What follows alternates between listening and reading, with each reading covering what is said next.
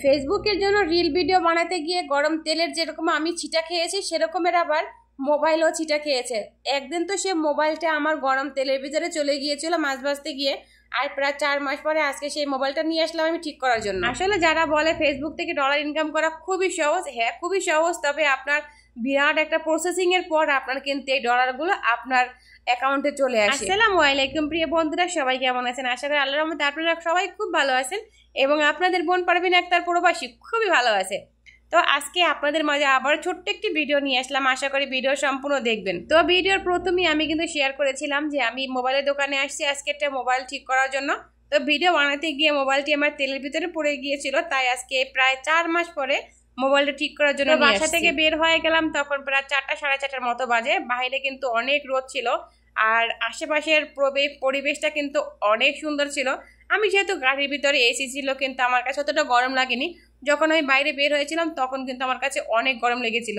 আর Saudi আরবে আপনি যাই দেখেন না কেন রাস্তার দৃশ্যগুলো সারি সারি খেজুর গাছ, আলহামদুলিল্লাহ। তো দেখতে দেখতে আমি কিন্তু চলে আসি দোকানের ভিতরে। তো প্রথমে আমি এখানে একটি অন্য দোকানে ঢুকলাম, কম্বলের দোকান, কারণ যেহেতু বাড়ি যাওয়ার সময় হয়েছে 2-1টা কম্বলও প্রয়োজন ছিল।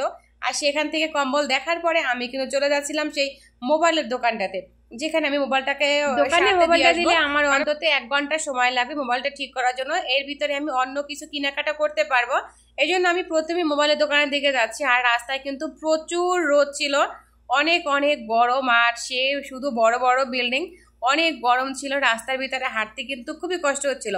তো আমি মোবাইলটা দেওয়ার পরে আমি একটু স্বর্ণের দোকানে যাচ্ছিলাম ওইখান থেকে, আর স্বর্ণ দেখতেছিলাম। আর এখন কিন্তু স্বর্ণের দাম অনেক অনেক বেশি।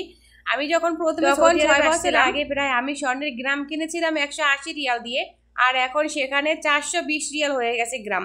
তো দোকান থেকে বের হয়ে যাওয়ার পথে দেখি অনেক সুন্দর সুন্দর ফুল গাছগুলো হয়ে আছে দোকানের সামনেটাতে। আমার কাছে খুব ভালো লাগলো, তাই কিন্তু আমি একটু ভিডিও করে নিলাম। তো এক ভাই আমাকে দেখে সে ভিতরে চলে গেল।